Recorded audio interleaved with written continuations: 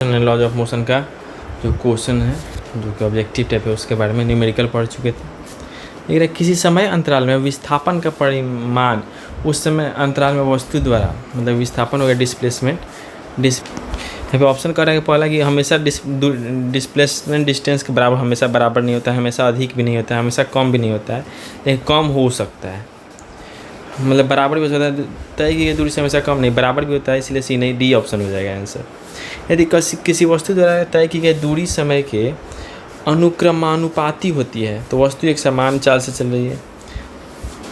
कह रहे हैं डिस्टेंस जो है वो टाइम से डायरेक्टली प्रोपोर्शनल कब होगा, तब वस्तु एक समान चाल से चल रहा होगा, फिक्स बिल्कुल ही यूनिफॉर्म स्पीड से चल रहा होगा, और डिस्टेंस जो है डायरेक्टली प्रोपोर्शनल होगा टाइम से। पहला ऑप्शन है वस्तु का वेग शून्य होगा, इसका मतलब वेलोसिटी जीरो होगा। वेलोसिटी कब जीरो होगा, जब डिस्प्लेसमेंट जीरो होता है तब होता है, वेलोसिटी जीरो होने का कोई चांस नहीं है।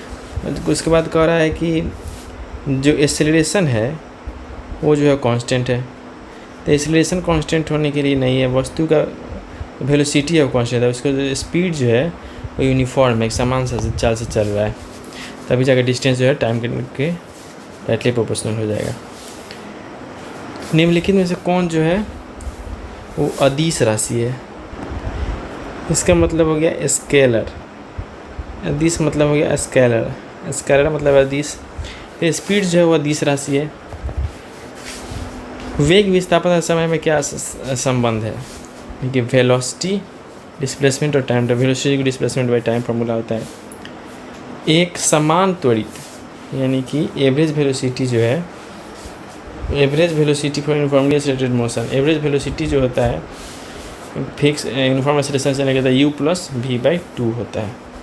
यदि कोई वस्तु पटना से रांची जाता है, फिर पटना से रांची जाता है तो उसका डिस्प्लेसमेंट जो है वो जीरो हो जाता है। जब एक गेंद ऊपर जाता है फिर नीचे आता है तो उसका जो दूरी हो जाता है 2h होता है, डिस्प्लेसमेंट जीरो हो जाता है, उसका हाइट h है। तो जब कोई वस्तु एक निश्चित बिंदु के आगे पीछे चलती है तो इस गति को कहते हैं, जब कोई वस्तु एक निश्चित बिंदु के आगे पीछे चलता है तो उसको हम लोग कहते हैं ऑसिलेटरी मोशन। ऑसिलेटरी मोशन एक ही जगह के आगे पीछे दाएं बाएं होता है, उसको ऑसिलेटरी मोशन कहते हैं। जब कोई वस्तु एक समान गति से चलती है तब उसके लिए दूरी समय ग्राफ की प्रकृति क्या होगा। कोई वस्तु है वो समान गति से, तो उसके लिए दूरी समय, इधर हो गया हम लोग का समय, इधर हो गया दूरी।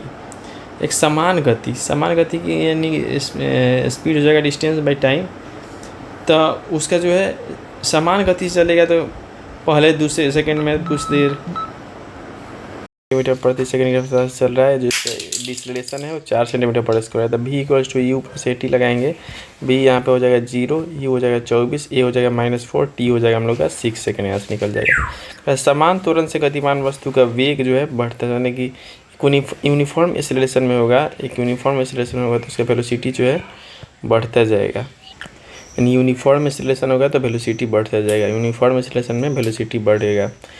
क्या संभव है कि विस्थापन शून्य होता है कि दूरी शून्य ना हो? हाँ बिल्कुल संभव है। डिस्प्लेसमेंट और डिस्प्लेसमेंट दोनों सेम नहीं होना बिल्कुल सही है। गाड़ी का जो है चलते समय उसका जो स्पीड नापने के लिए स्पीडोमीटर का यूज किया जाता है।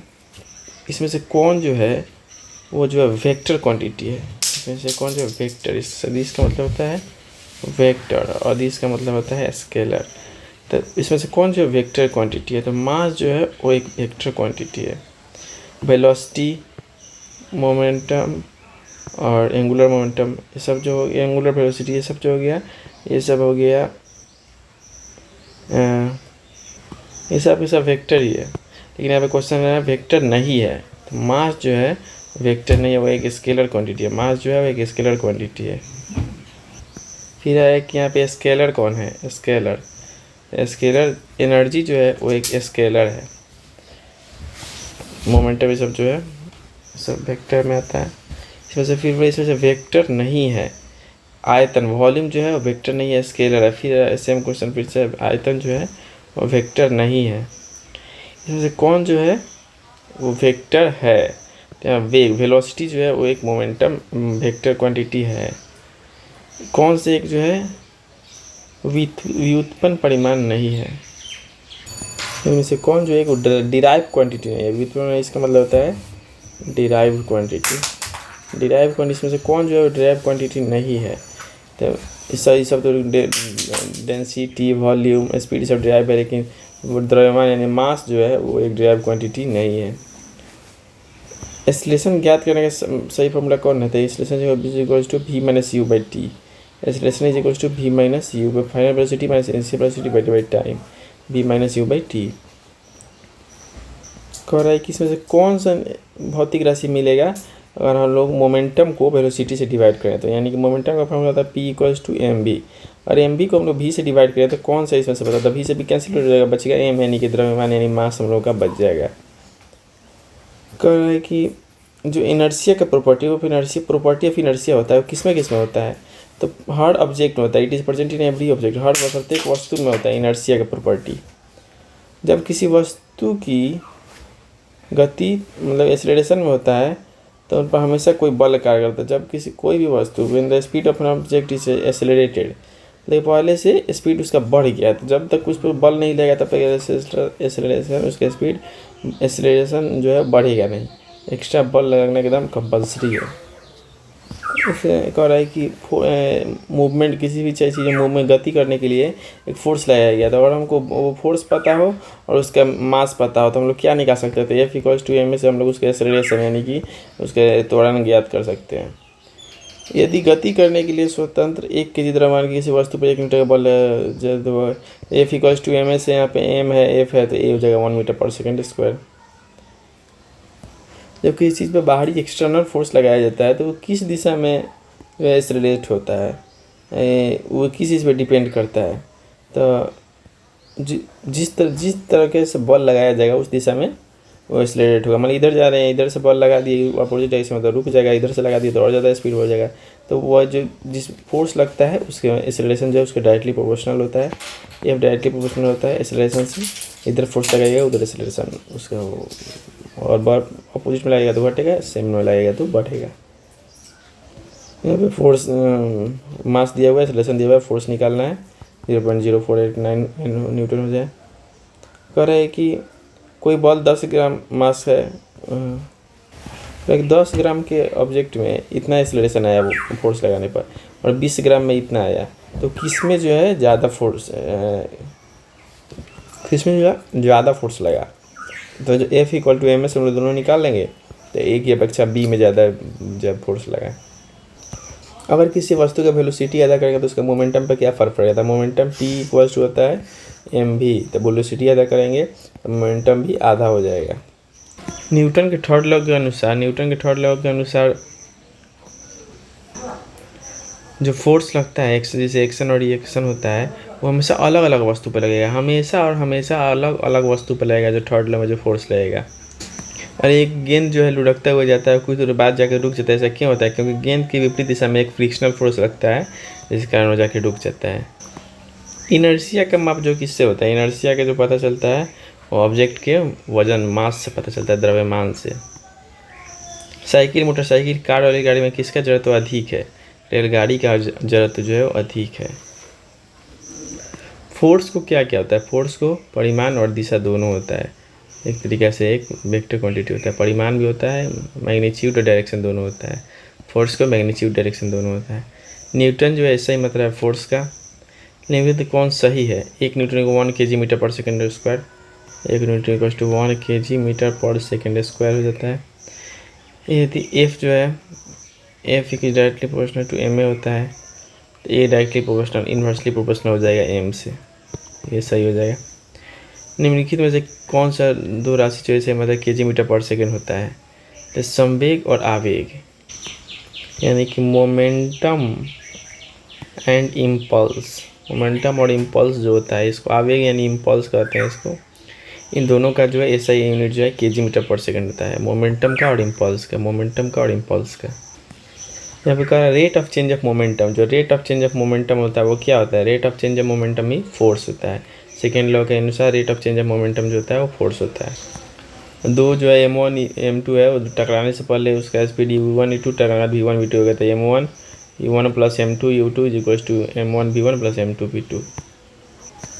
बंदूक जो है गोली मारने वाला जो पीछे हो जाता है उसके किस पे काम करता है? तो कंजर्वेशन ऑफ मोमेंटम पे काम करता है, कंजर्वेशन ऑफ मोमेंटम पे। और न्यूटन थर्ड लॉ भी दोनों ही इसमें आता है। इसमें न्यूटन थर्ड लॉ नहीं है तो कंजर्वेशन ऑफ मोमेंटम पे। 0.5 के द्रव्यमान का एक वस्तु टेबल पर रखा है, वस्तु का मोमेंटम निकालना है, मास पता है 0.5, वेलोसिटी तो है नहीं तो वेलोसिटी 0 हो जाएगा। तो ऑप्शन में 0 के नज़दीक सबसे यही आंसर हो जाएगा। पदार्थ के संवेग और वेग यानी कि मोमेंटम वेलोसिटी के अनुपात से कौन सी भौतिक राशि प्राप्त की जाती है? तो संवेग यानी मोमेंटम रहता है mv/v से भी कट गया, सेम क्वेश्चन रिपीट हुआ है। किसी भी स्थिर गतिशील वस्तु की स्थिति और दिशा में जब तक कोई परिवर्तन नहीं होता तब तक उस पर कोई बाहरी बल सक्रिय नहीं। यह है न्यूटन का प्रथम नियम।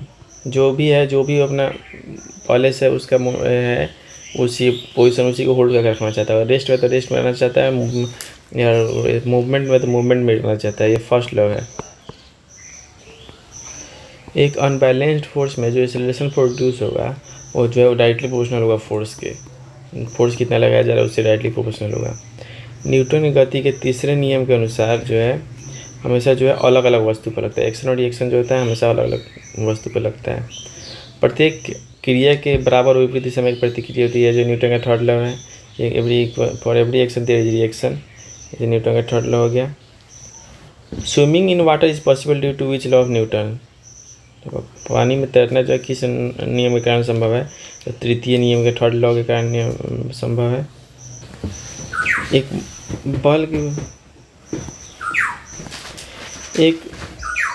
बॉडी है कब तक रेस्ट में रहेगा? जब तक कोई भी उस पर एक्सटर्नल फोर्स न लगे। यह जो है न्यूटन का कथन है कि कोई भी एक बॉडी है तो तब तक रेस्ट में रहेगा जब तक कि उस पर कोई एक्सटर्नल फोर्स न लगे। न्यूटन के द्वारा कहा गया। फोर्स का डिफिनीशन जो होता है न्यूटन के फर्स्ट लॉ से आता है। फोर्स का डिफिनीशन जो है न्यूटन के गति के फर्स्ट लॉ से आता है, पहले नियम से आता है। अपने कोई भी जो भी बदलाव आता है उसको जो मना करता है उसको कहा जाता है लॉ ऑफ इनर्शिया कहा जाता है। लेकिन लॉ इनर्शिया में जो है फोर्स का जिक्र नहीं है। गाड़ी खींचते हुए घोड़ा किस बल के आगे बढ़ता है? तो पृथ्वी द्वारा घोड़े के पैरों पर जो बल लगाया जाएगा उसी के द्वारा। जब चलता हुआ ब्रेक अचानक ब्रेक लगाता है तो आदमी जो उसकी दिशा में आगे बढ़ जाता है, क्यों होता है? न्यूटन का फर्स्ट लॉ के कारण। रॉकेट जो है किस नियम पर काम करता है? तो न्यूटन के थर्ड लॉ पर काम करता है रॉकेट। अगर एक घोड़ा जो एक बैग से चलने लगा तो उस पर जो बैठे हुए उसके गिरने का चांस रहता है, क्यों? क्योंकि उसका इनर्शिया जो है रेस्ट में था। क्रिकेट के खिलाड़ी जो है तेज़ी से आते हुए बॉल को अपने हाथ को पीछे खींच कर पकड़ता है क्योंकि बॉल को थोड़ा रेस्ट में ला सके, उसके मोमेंटम को कम कर सके। फोर्स का डायरेक्ट फोर्स का गुणनफल है मास इंटू एक्सीलरेशन का। किसी कालीन की सफाई के लिए जैसे छड़ी से पीटा जाता है तो उसमें कौन सा नियम था? न्यूटन का फर्स्ट लॉ होता है। अगर कोई भी चीज़ है वो यूनिफॉर्म एक्सीलरेशन समान तो यूनिफॉर्म एक्सीलरेशन से है तो उसका वेलोसिटी बढ़ता जाएगा। यूनिफॉर्म एक्सीलरेशन से है तो उसका वेलोसिटी बढ़ता जाएगा। दो ए और बी जो है एक ही डायरेक्शन में सेम वेलोसिटी से जा रहे हैं तो उन दोनों का रिलेटिव वेलोसिटी जो होगा वो 0 होगा। एक ही डायरेक्शन में सेम वेलोसिटी जाएगा तो रिलेटिव वेलोसिटी जो है वो 0 हो जाएगा। एक शीशे का एक गोली जो है वो दीवार से टकरा कर नीचे गिर जाता है, वहीं पे एक टेनिस बॉल जो है वो टकरा कर वापस आ जाता है। ये क्यों होता है? ये जो चेंज इन मोमेंटम होता है वो शीशे के गोली में वो ज़्यादा होता है एक टेनिस बॉल से। तो मोमेंटम में बदलाव होता है वो शीशे की गोली में ज़्यादा होता है इसके अपेक्षा टेनिस बॉल की अपेक्षा। एक जेट इंजन काम करता है कंजर्वेशन ऑफ लीनियर मोमेंटम पे। Jet linear momentum conservation of linear momentum. Jet जो है कंजर्वेशन ऑफ लीनियर मोमेंटम पर काम करता है। कोई भी एक मूविंग पार्टिकल है उसके मास का जो सबसे बेस्ट डिफिनीशन किससे दिया जा सकता है? उसके मोमेंटम से। मूविंग पार्टिकल के मास का बेस्ट डिफिनीशन दिया जा सकता है उसके मोमेंटम से। 1 न्यूटन इज इक्वल टू 10 के पावर 5 डाइन होता है। डाइन जो हो गया CGS में हो गया। 1 न्यूटन इज इक्वल टू 10 के पावर 5 डाइन होता है। जब तोप से दाया गया गोला बीच हवा में विस्फोट करता है तो क्या होता है? इसमें क्या होगा? जैसे ही तोप से दाया हुआ गोला हवा में जाकर ऐसे फूटेगा, अलग अलग छोटा में टूट जाएगा तो उसका जो है वेलोसिटी बढ़ जाएगा। उसका वेलोसिटी बढ़ने से जो गति जुड़ जाएगी यानी काइनेटिक एनर्जी कुछ होता है 1/2 mv²। v बढ़ेगा तो काइनेटिक एनर्जी ये बढ़ जाएगा। उसका मोमेंटम तो वही के वही रहेगा, मोमेंटम में तो कोई चेंज आएगा ही नहीं, इसलिए यहाँ पे सही आंसर हो जाएगा काइनेटिक एनर्जी बढ़ जाएगा। और क्वेश्चन कंप्लीट।